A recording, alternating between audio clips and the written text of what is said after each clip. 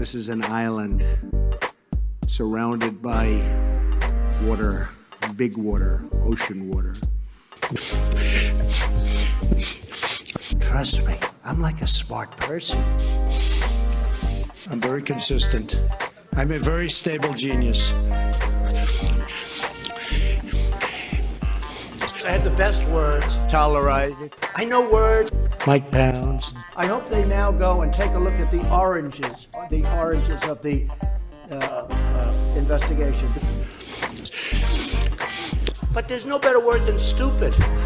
And anonymous, really anonymous. I'm very highly educated. One of the wettest we've ever seen from the standpoint of water. I had the best words. God bless the United States. Now witness the firepower of this fully armed and operational battle station. There's no ice cream in hell. They are about to find out.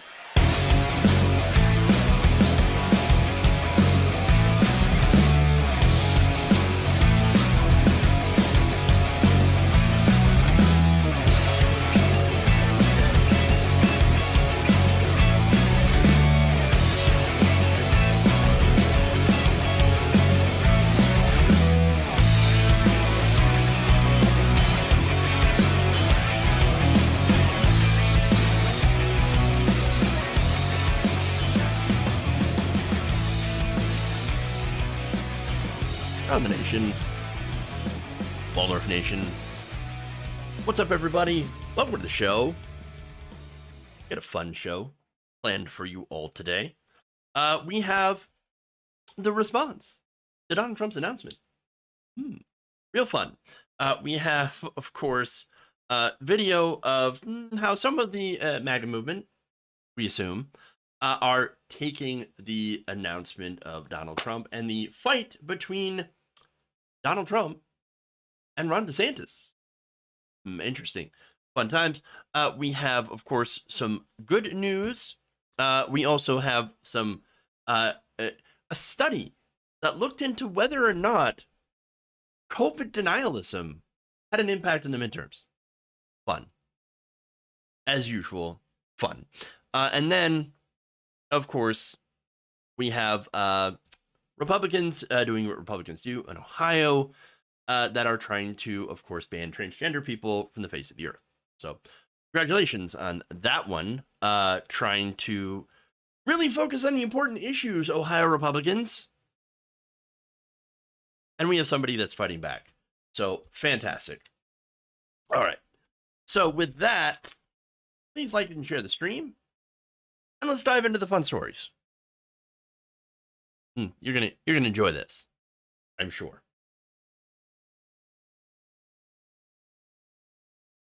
Low energy, very, very sad baby. Like I said, you're gonna have fun. On Tuesday, former President Donald Trump announced his intention to return by running for a third time. In what is being described as a low energy speech, very low energy, sad, Trump, of course, rehashed all the stuff that he said before. And at least according to reporters that were there, people got a little bored. In fact, here's a report from ABC News reporter Jonathan Karl. Look. Low energy. I actually saw people trying to leave and people leaving early even before he was done. He's still speaking now. And then they, I think perhaps a little concerned that the hall would empty out too much. They actually started preventing people from leaving. So now they're no longer allowing people to leave. Help is on the way. Joe Biden has abolished America's borders. We are going to restore and secure America's borders just like we had them before. Best ever. We built the wall, and now we will add to it. Now we built the wall. We don't. Okay. For one, I just gotta say this. Please clap. Low energy, sad baby. Again, somewhere out there Jeb Bush is laughing his ass off. You gotta love it. Give me a break. Okay. But there's more. Fun times. Olivia Rubin, reported with ABC News, posted a video on Twitter of the crowd at Mar-a-Lago. She commented that the crowd formed by the exit of the ballroom and that people were trying to leave before Donald Trump had finished his speech. And she added that security will not let them. So security says, oh, you can't leave. Literal captive audience. If, of course, they are to be believed. Brennan Murphy, producer of The Recount, commented that was the most bored Trump crowd he's ever seen. Kumar Rao, a lecturer at the Columbia University Law School, questioned if Trump was sick or was just weathered now. He added that his voice, demeanor, and cadence are all low energy as hell. Again, maybe, I don't know what's going on. Low energy, sad, maybe not having fun. Sarah Matthews, former White House deputy press secretary, said this in a tweet: "This is one of the most low-energy, uninspiring speeches I've ever heard from Trump. Even the crowd seems bored. Not exactly what you want announcing a presidential run." Former White House press secretary Stephanie Grisham and two other members of Trump's communication team, Sarah Matthews and Alyssa Farah Griffin, also tweeted. Here's what Grisham said: "I think even Trump is bored with this speech. Painful to watch. Painful." Please clap. Alyssa Farah Griffin says, "You try being high energy when you're running for president, primarily to try to avoid indictment." Fair. Caleb Hull says, "I remember Trump's campaign from 2016 like yesterday. He looks exhausted in comparison." Well, perhaps he might need a little pick-me-up. A little bit of Adderall, something. Oh, right, there's a shortage. And I'm actually personally impacted by that. But, okay. Hey, at least that means I can joke about it. I apologize for nothing. I concede nothing. I'm just saying. Catherine Watson says, we've watched Trump with more visible energy and excitement in many of his rallies than right now in Mar-a-Lago. Benji Sarlin says 2016 would call 2022 Trump low energy. Fun. Cameron Joseph says, "I've watched a lot of Trump speeches over the years. This is pretty low energy. Also, it sounds a lot like every other recent Trump speech. No new material for the big announcement." Dan Pfeiffer said, "This tweet is Trump's message delivered with Jeb Bush's energy and Ted Cruz's charisma." Oh, come on now. Ted Cruz sucks. God bless you. Trump called your wife ugly and you loved it. What happened to that guy? What happened to that Trump? He wasn't there. Wasn't there last night. Gone disappeared. No idea where he's at. Ian Koski said, "Trump seems weak. Just weak." Ooh. That's basically another way to call him a Beta male. Noah Cohen said Trump needs the SBF amphetamine patch. Stephen Weber said even Donald Trump sounds tired of Donald Trump. So look, here's the thing. I'm pretty sure there's a reason. Trump came off a pretty devastating result in the midterms. So yeah, of course he's not feeling good. Why announce now? Well, as I mentioned in another story a few days ago, it would be embarrassing if he didn't. This is according to a close advisor to him.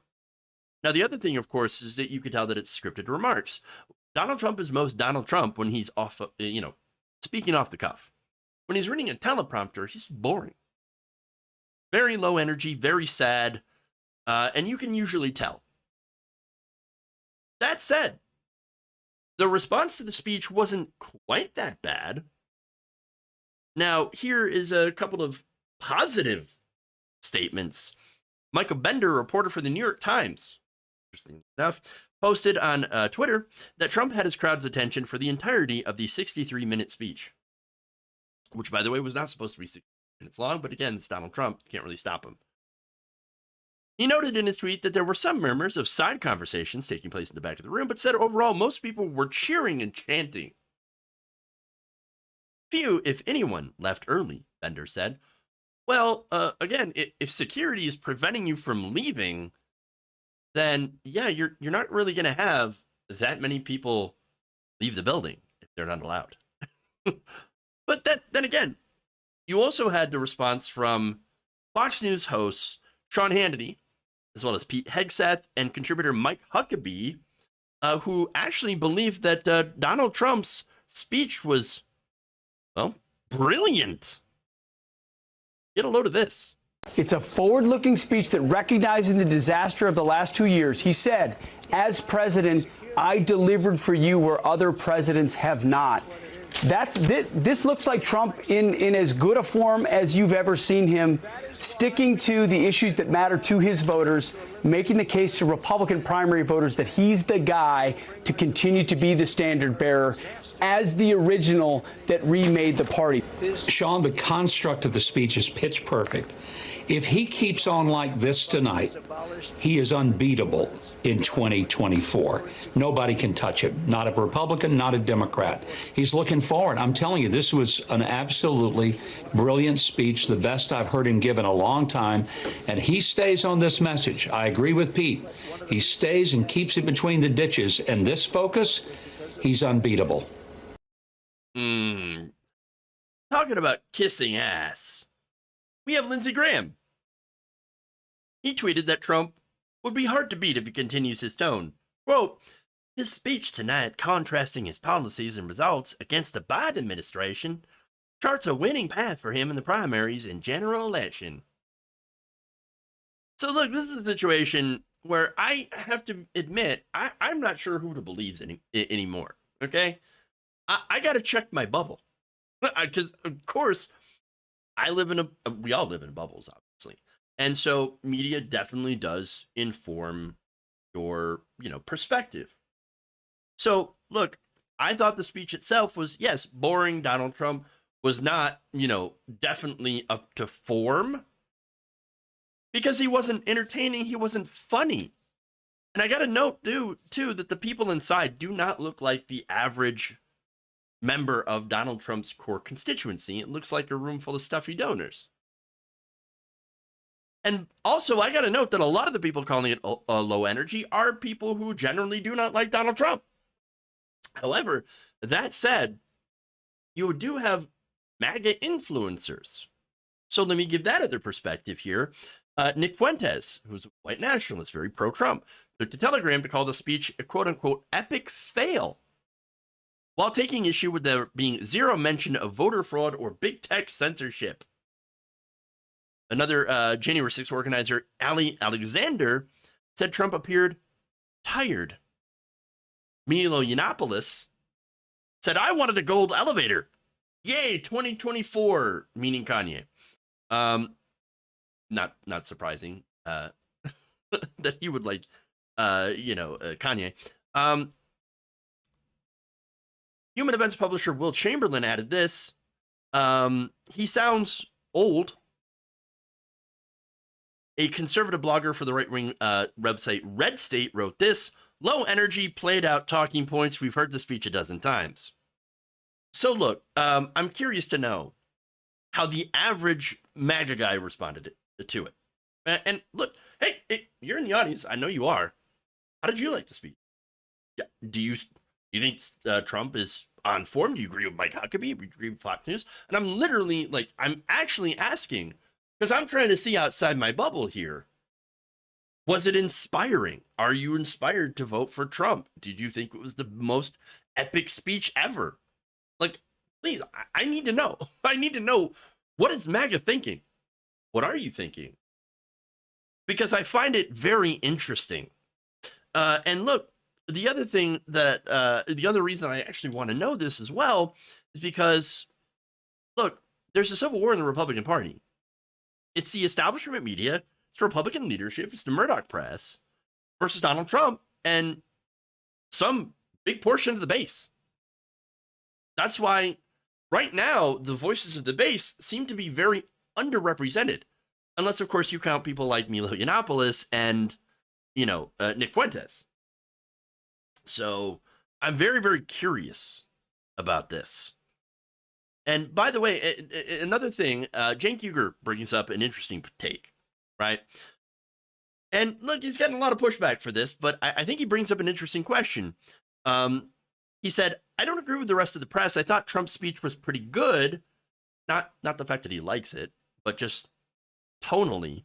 He said the speech was vicious and full of lies, but it wasn't intended for us as, lefties, as progressives, as Democrats, etc. I think it worked for its intended audience, Republican primary voters. It hit all of his successful 2016 campaign themes. So now that, again, is an interesting perspective.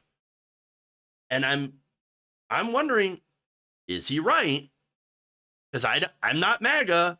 I can't see into the MAGA brain. So I really don't know. What did they think about it?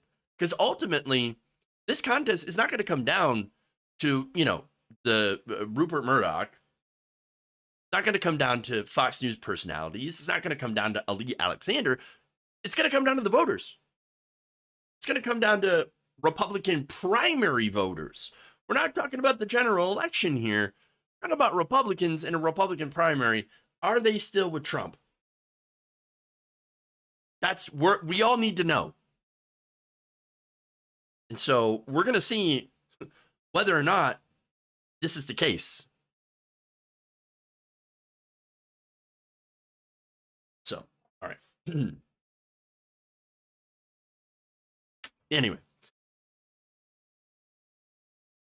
let's go to what could be an example of this, or maybe not.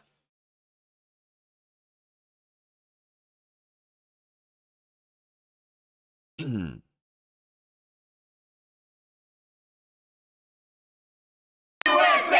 USA! USA! USA!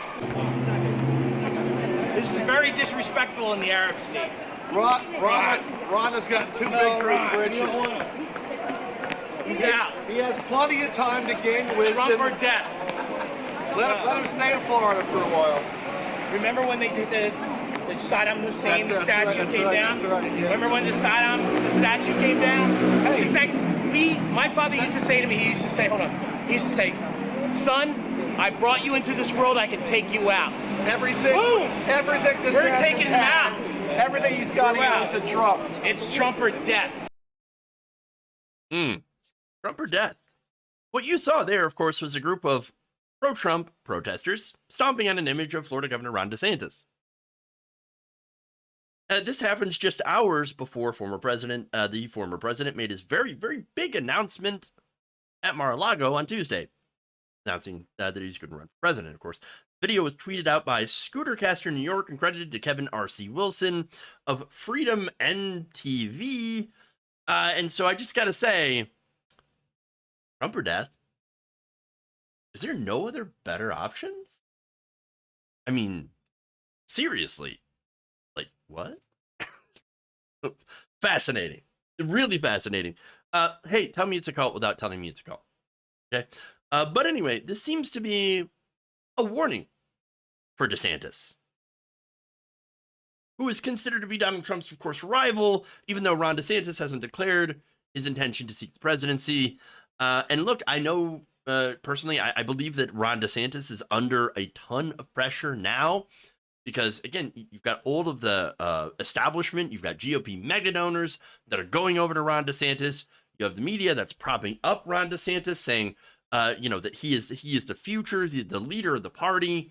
And so that's a lot of pressure.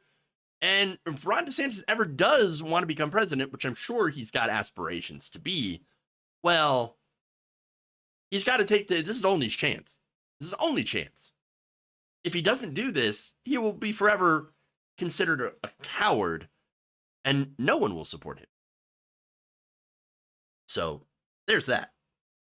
Now, that said, I mentioned the Murdoch news empire. That's, of course, mainly Fox News, even though Fox hosts and pundits aren't 100% for DeSantis at this point and are still in favor somewhat for Donald Trump. But then you also have, again, Republican leaders, politicians that have turned on Donald Trump. You have, basically the news establishment that are against him. But the big question here is, what about the Republican voters? Now, that's really, I'm really curious about that. Where are Republican voters, the rank and file people, the people that actually show up on election day? I don't know where they are.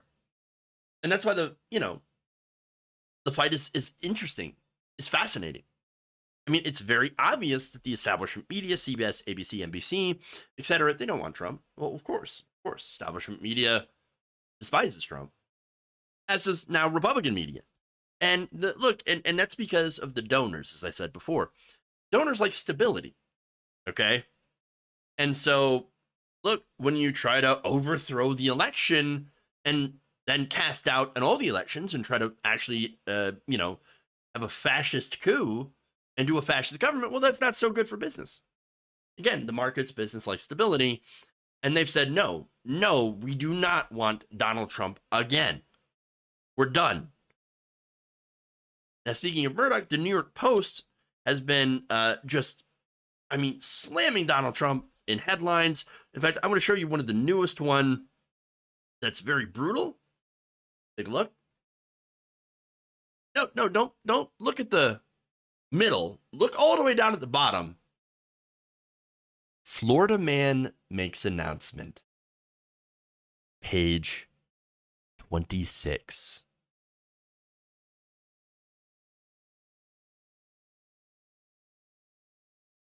Ouch.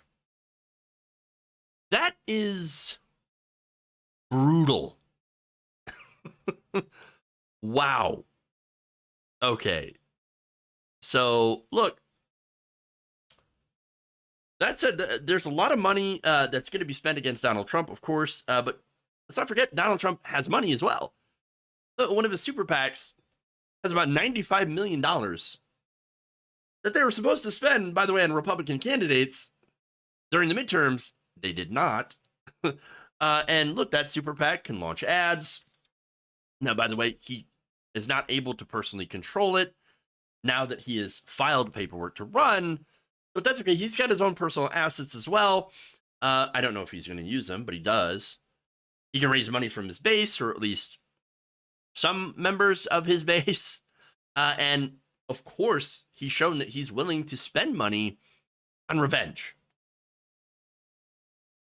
So, in revenge, I mean, it's looking like attacking DeSantis. Look, he'd already released an ad against Ron DeSantis. Just the day of his announcement, which was also pretty brutal. But back to the video, by the way. Speaking of revenge, I noticed something very interesting. Okay. So now the flag in the video featured a URL that points to a website that sold pro-Trump merchandise. So that right there, that got me thinking, what if this, is a stunt? What if these are paid actors? Again, the reason that I, asked that question is because it's not like Donald Trump hasn't paid actors before. Donald Trump has paid people to go to his rallies. Now, he had to do so when he was first running and then got very popular in the Republican field. So there's that. Or there's a group of people that want to make money off Donald Trump. That's, of course, not a surprise. There is a whole right-wing griftosphere around him. But again, the one thing I need to remember, and I think we should all remember, is that there is an incentive to spend big money on both sides. And so there is a narrative that both sides are using. Again, and here's the other thing. Republicans, we know, they'll lie and fight dirty. The establishment, Republican media will lie and fight dirty. And Donald Trump, of course, also lies and fights dirty. And so that's why we're going to see this already, starting to see this knockdown, drag out fight using whatever they can get around. A possible example of, the establishment hitting Donald Trump, undermining him, is recent polling from the Club for Growth. Now, they showed Trump losing to DeSantis by double digits in hypothetical GOP primary matchups in Iowa, New Hampshire, Florida, and Georgia. Now, there's another additional post-midterm poll released by YouGov America that found DeSantis leading Trump nationally. At the same time, polling, the methodology matters. We saw a lot of the polls in the midterms turn out to be wrong. And you had, of course, a lot of Trump supporters not answering their phones, not answering questions, not being part of the polls, or not even being invited to the poll. And so all that is to consider, right? How there could be misleading polls by Republican pollsters who are tired of Donald Trump. Again, this is all speculation on my part, but seeing how Republicans do tend to play dirty, even especially against their own, I wouldn't rule it out. So that said, I don't know where Donald Trump stands right now with the base. And to try to figure out what's going to happen going forward in this primary season, I mean, that's the most important thing to try to figure out. Where is the base? What do they think? Are they still going to back Donald Trump all the way, or are they done with him? We'll have to see.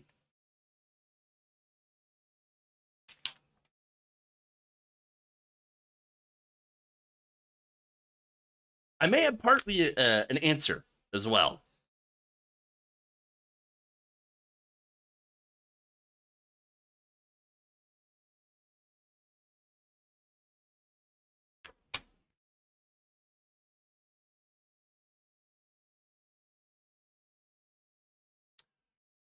The COVID-19 pandemic has killed over 1 million Americans and continues to evolve, mutate, and infect many more people across the country and across the world.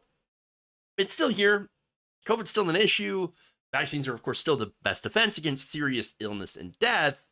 None of this should be news. What else shouldn't be news, but sadly, of course, here we are, we're talking about it, is the fact that COVID-19 is responsible for the deaths of a lot of Republicans. Now, look, normally people would not be looking into how many deaths belong to a political party, when it comes to a virus, when it comes to a pandemic. However, I think we've all, knew and have heard about the COVID denialism that had taken hold of a big chunk of the right wing. And so the reason that we say that is because I don't think it's also that surprising that a lot of Republicans died. Now, that said, is that going to have a big impact on the midterm elections, or did it have a big impact on those elections? Well, I would think so. Yes. But did I have any data to back that up? Well, we do now.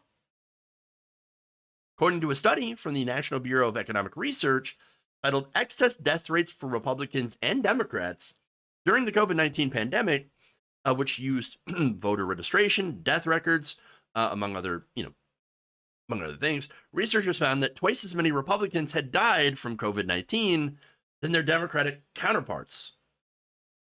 In fact, the study says, in 2018 and the early parts of 2020, death rates for Republicans and Democrats were similar and centered around zero. Both groups experienced a similar large spike in excess deaths in the winter of 2020-2021. However, in the summer of 2021, after vaccines were widely available, the Republican excess death rate rose to nearly double that of Democrats, and the gap further widened in the winter of 2021. So, in the beginning, no vaccines, know a lot about the virus, they know how to mitigate it. So, of course, he had the similar amounts of people who died. And then vaccines, Democrats took them, a lot of Republicans didn't. Not saying all Republicans, a lot of Republicans didn't. Now, look, and I say that because I have conservative family members. They took the vaccine. They took COVID very seriously. And that's good. There are sane Republicans out there. Just to remind people, they do exist. They are alive. And by the way, for members of my family, the more conservative ones, they took the vaccine and they lived. And look, I love my family. I love my in-laws. I can't stand their policy positions, but or where they are in the political spectrum. They're alive. And I think that's important. And the reason I bring that up is that while many Republicans did go insane anti-vax, a lot of them didn't. To be fair. And again, they're still alive. Not only that, but I do have to remind everybody that being anti-vax didn't just, isn't just a right-wing thing. It actually used to be a left-wing. There were a lot of lefty voices that were anti-vax. A lot of them were liberal wine moms on Facebook. Sorry. But COVID really reversed that.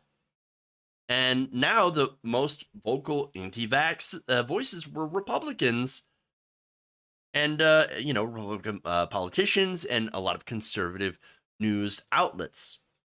In fact, the study noted that the gap in excess death rates between Republicans and Democrats is concentrated in counties with low vaccination rates and only materializes after vaccines became widely available.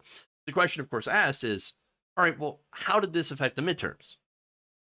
Jason Schwartz, an associate professor of health policy at the School of Public Health at Yale, one of the authors of the study, told Motherboard that our study can't answer that. But it certainly seems plausible, given just how stark the differences in vaccination rates have been among Democrats and Republicans. Let me just read between the lines on that. I think for the translation, I guess, yeah, sure, it had an impact, but we just don't want to say it. We don't want to say it because it's dark. Yeah, it's dark. Someone who put it a little bit more starkly is Philip Bump at the Washington Post and said it had no effect on the midterms. Really? Really, Philip? Phil, you okay, Phil? Because you're saying things that don't seem to be true. He also said that asking this question is a grotesque effort to score political points. No. It's just facts. Facts matter. If you got the vaccine, you were less likely to die. The people who died more, Republicans who had more anti-vaxxers. They refused to get vaccinated at a much higher rate. Not only that, but again, a lot of Republicans were the ones who called to end the super week, in many places, lockdowns early to get kids back to the schools so that, of course, parents can get back to work and so that they could also go to Applebee's again and not have to wear a damn mask. The same people that are like, you know what? We're more than happy to sacrifice grandma and older people so that we can go and get that, 2 for $12 meal. Oh, great. So I think it had an impact on the midterms.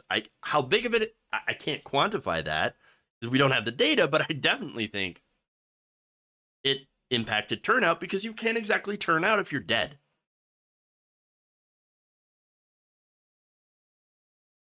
And that's despite, of course, what Republicans say about Democratic voters all the time. Now, Schwartz also said that he and his colleagues wanted to look at something that hadn't been carefully studied before. Could we actually drill down to the level of individuals, in this case, individual death rates, and see whether or not politicization could be linked to mortality? So far, it looks like there really is a signal here, particularly linked to the availability of vaccines. Now, the other important, and I should say fascinating data point for me is, again, we're going to focus on the deaths here pre-vax. Research discovered that excess deaths between Democrats and Republicans had remained steady in the early part of the pandemic. Right, when we didn't have a defense against it. And then, once vaccines were available, had diverged. Now, there's another thing that happened, and that was, of course, policy. As I mentioned, the lockdowns once we had vaccines, what was the point of locking down? Well, there wasn't. And so a lot of places did open up. And that's another, point where death rates had diverged. Schwartz said the reasons that, the excess deaths between Democrats and Republicans had begun to separate were beyond the remit of the study, but had speculated that early COVID prevention measures were government-driven, while the vaccine required personal choice. Freedom. He said, if you think about the pre-vaccine period, those were times where a lot of measures in place to mitigate the virus were top-down government policy. Schools closing, football games played in empty stadiums, the restrictions on large indoor gatherings. There were absolutely political divides about those policies, but in some cases, they were harder for the individual to avoid once vaccines were on the scene. That really did shift things into that individual choice domain. And as a result of that, of course, the excess death rate difference wasn't just a small thing, it's very large. In December of 2021, after vaccines were widely available, the Republican excess death rate rose to nearly double that of Democrats, and this gap widened further in the winter of 2021. This rose to a 153% difference after all adults could take the vaccine in just Florida and Ohio. And there it is. So, look, you can get a lot of things from this. One, government policy saved lives at the cost of course, convenience, because, yes, we were all inconvenienced by lockdowns. That's kind of the point. And by the way, it also impacted economic activity, which is the whole point that we needed, stimulus measures, right? But that said, once those policies were lifted, Republicans said, well, I'm not going to stay home because nobody's forcing me to stay home, and I ain't going to get vaxxed, and I'm not going to wear a mask. And so Republicans 2-1 chose death. But it's my freedom. Okay, well, your freedom, all right, but you chose to die. Yes, are they facts? Of course, they're uncomfortable, they're morbid, but they're facts. And so at this point, look, it's a good example of how you fuck around, you're going to find out.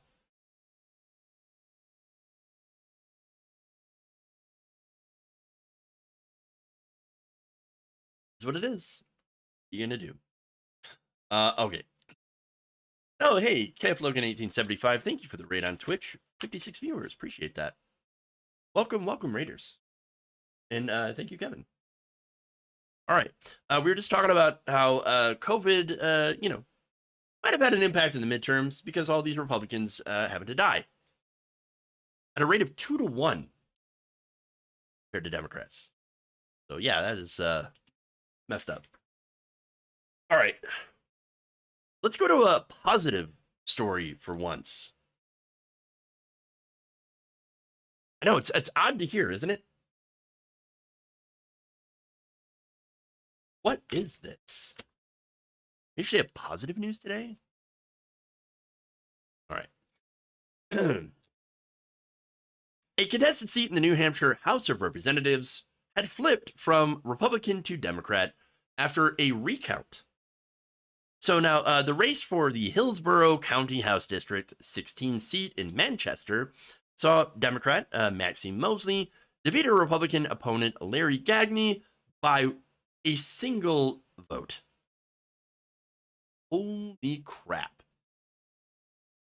Now, Mosley won the seat with 1,799 votes to Gagne's 1,798. Before the recount, Gagne led Mosley by 23 votes.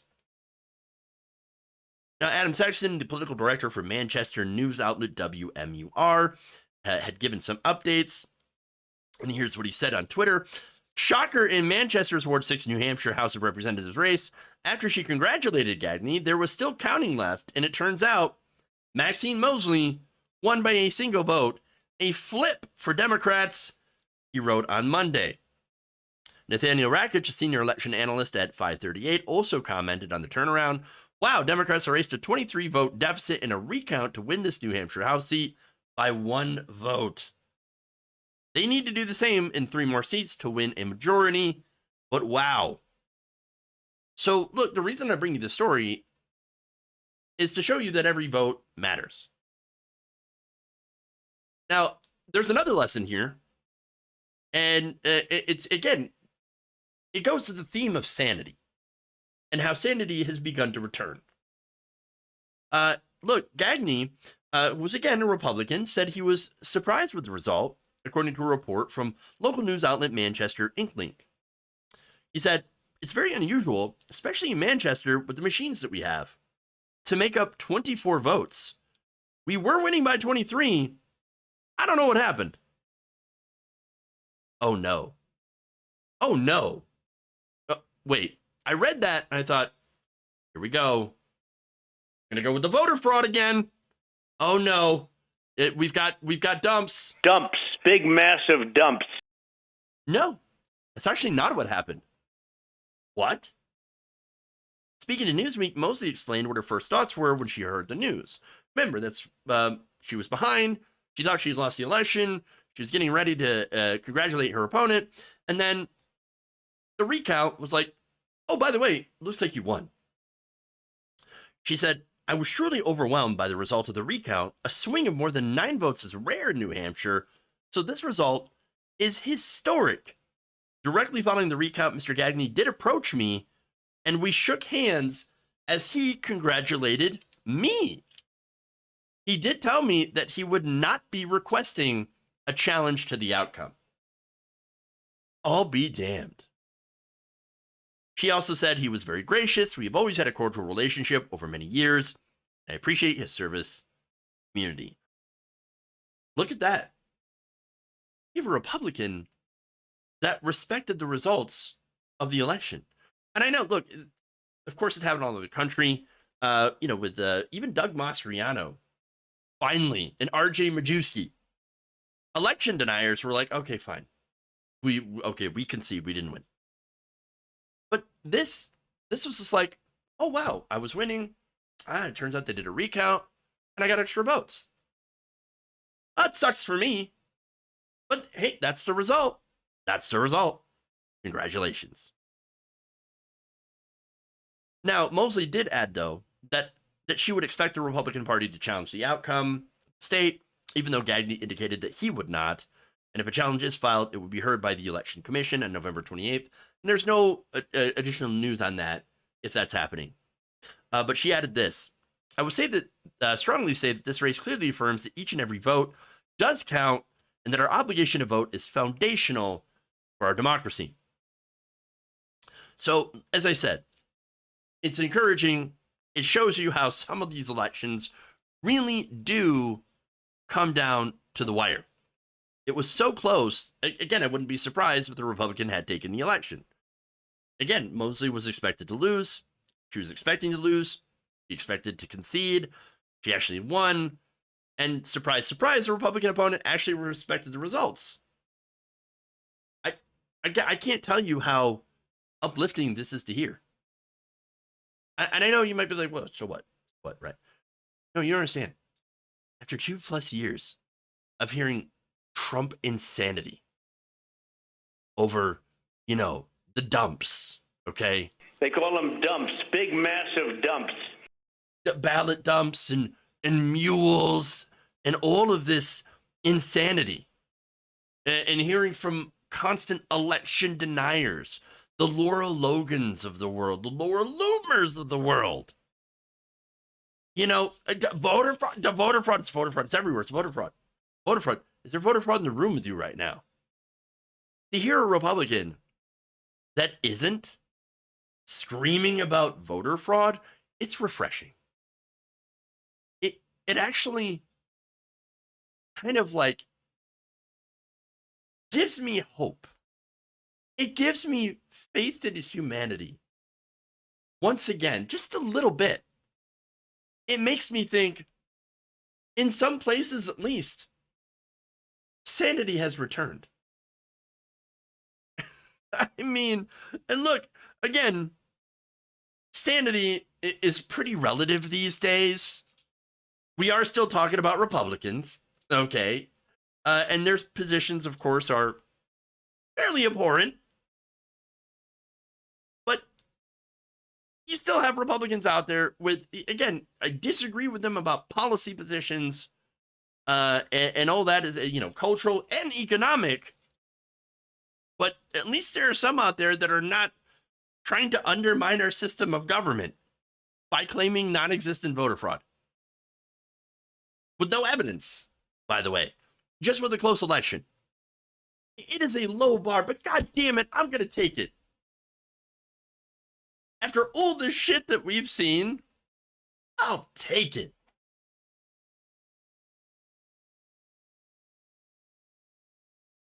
Okay. Take it where you can get it, says Koru. Goddamn right. New Hampshire has a small population, so I do believe it would be relative. Yeah, it's true. Okay. I'm sure Mike Pillow has something cooking. Well, of course he does. Is Pillow Man still ingesting the copium? Oh, definitely. Definitely. In fact, I could probably get a Mike Pillow segment whipped up for tomorrow. We'll have to see where that copium seed is going on. So, and how much copium he is huffing right now. That said, why don't we move on to the next and last story for the day here. And, yeah, has to do with trans rights. And Jeopardy of all. All right. An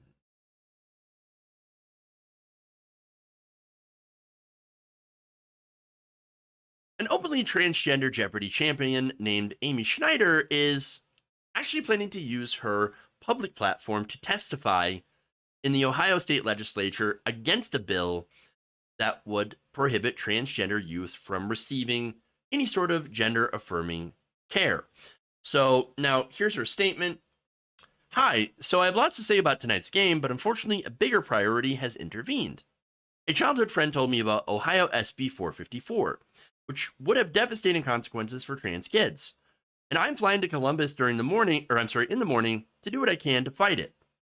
Schneider said, who won $1.3 million during her record-setting 40-game streak on Jeopardy. Damn. You gotta be pretty smart.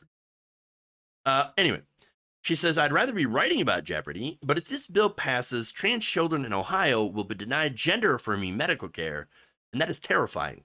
So please, if you want more Jeopardy content from me, ask your elected officials to just leave trans people alone. We figured it out. We figured out what the trans agenda is. It's for people to leave them alone. Nefarious. Totally nefarious. That's the trans agenda. But okay, so let me get to the bill in Ohio. So first, there's a lot of confusion surrounding just transgender issues in general. Some of it's intentional, obviously, around gender-affirming care for trans youth, right?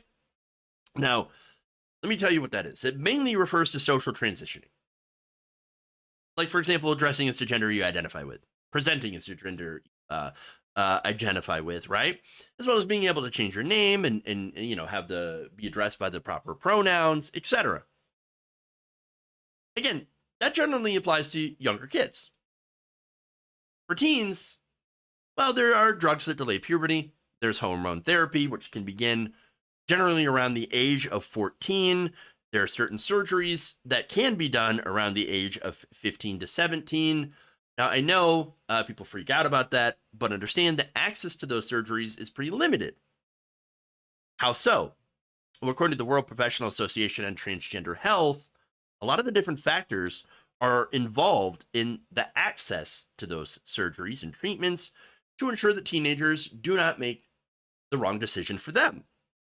Dr. Eli Coleman, for example, chair of the group's Standards of Care and director of the University of Minnesota Medical School's Human Sexuality Program, stressed that the age is just one factor to be weighed. So just because you might be between the ages of 15 and 17 doesn't mean that you will qualify to get some of this gender affirming care.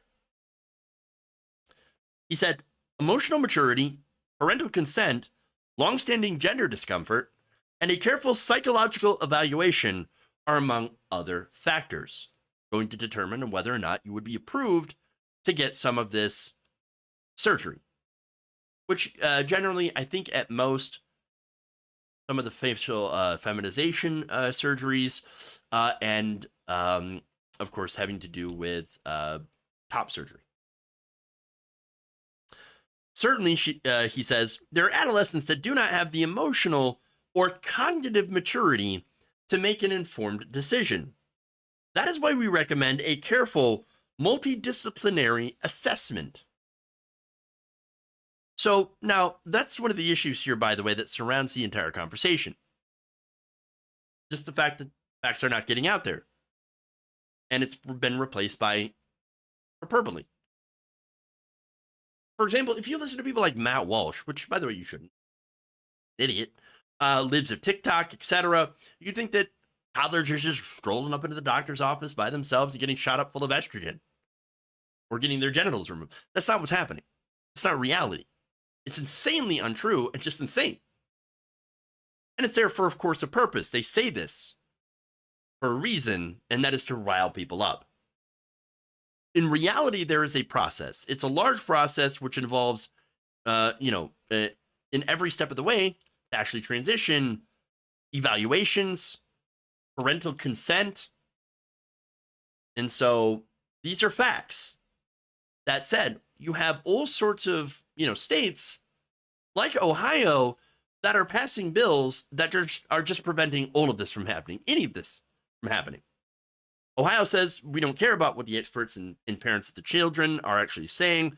We just want to ban it outright because we hate trans people. It's the newest culture war issue.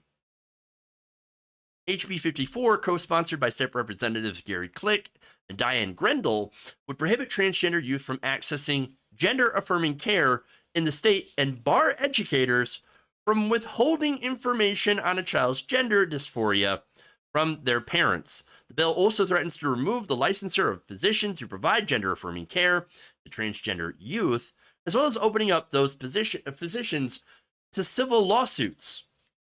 According to Human Rights Campaign data, 13 states have implemented these laws this year, while 23 others have introduced them. So now, look, here's what's going on. The kids' parents are helping these kids and giving consent to allow these children to express their preferred gender and to move to transition when they're able to meet that criteria. What these unnecessary bills do is, for one, they take away the choice of parents and criminalize them. That's it. They criminalize supportive parents and take away the choices. It also outs trans youth to non-supportive parents if they happen to confide in a teacher or a counselor that they might be transgender. Remember, these teenagers can't go to a doctor on their own and start getting hormones and start doing all this stuff. So generally, if you have an unsupportive parent, you might go to school and, as a trans teen, and maybe outwardly express that, you are a transgender person. And then, of course, there's, when you go home, having to face these unsupportive parents. Well, what they want to do, again, in Ohio, is to be like, no, we're gonna out you to your parents, who will likely, in many cases we've seen, punish them, ostracize them, mock them, send them to, whatever church reparative therapies that they can come up with, which ultimately end up doing far more harm. And that's if just this teen decides to confide in an adult that, hey, I'm feeling down because I think I might be a transgender person. I think I, might not match, my gender, my given sex. Now, wait. Counselors, what are they supposed to do? They're supposed to counsel people, supposed to help people feel better, right? Well, apparently in Ohio, you're not allowed to do that. Not allowed to help kids. So understand that the point of these bills is not to protect children. It's actually to punish transgender children and to punish the parents who support transgender children. It is a moral panic created by the right wing that is being driven by lies, hatred, bigotry, and fear. So now getting back to Schneider, who is, fighting on trans kids' behalf, she concludes, we're not trying to bother anyone. We're not a threat. We just want to post Jeopardy recaps on Twitter or whatever. Same as anyone else. Thank you. Again, there you go. You want to know what the trans agenda is? It's post Jeopardy recaps. And just, live like a normal person. I mean, again, two sides, right? You have a group of people, one of which just wants to be left alone and to live their lives. And there's another group that is hell-bent on destroying them just for that. Forcing them back into the proverbial closet. And in many cases, much worse. When again, trans people have no negative impact on their lives at all, on anyone else's lives. It's ridiculous. And it's incredibly harmful. Now, look, I'm glad Schneider, who, by the way, she is now a millionaire. She is, she's speaking out and she is defending the trans community, which is way more than you could say for people like, I don't know, Caitlyn Jenner, for example, who, only comes out to defend the right wing that despises her, by the way. So, but hey, Caitlyn Jenner does this because all Caitlyn Jenner cares about is her tax cuts.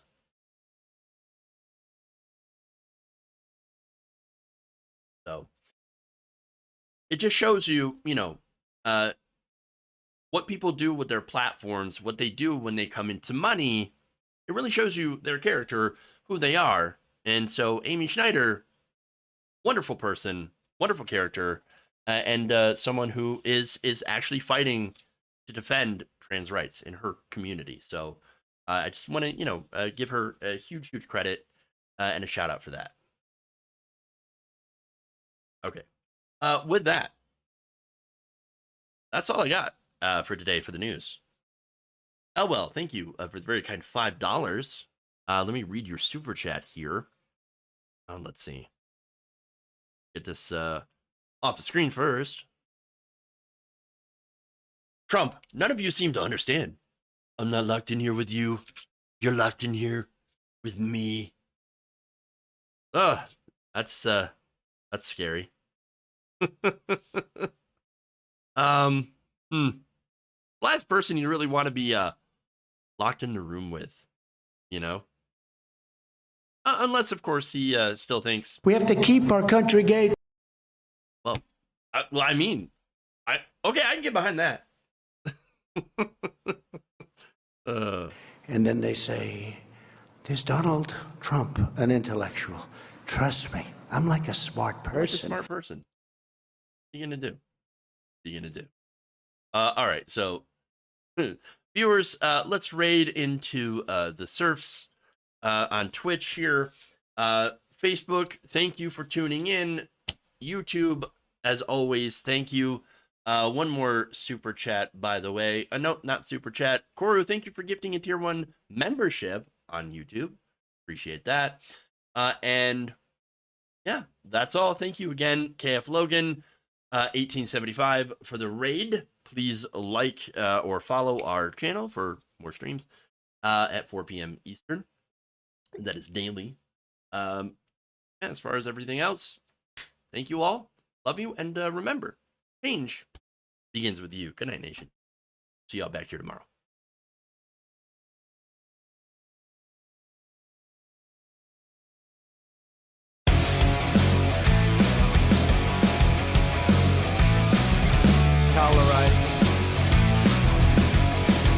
Clean coal, meaning to take suck it out cold. They're going to clean it.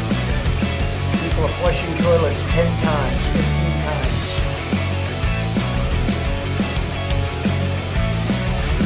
Up yours, Wolf Morley. We'll see who cancels who. Really?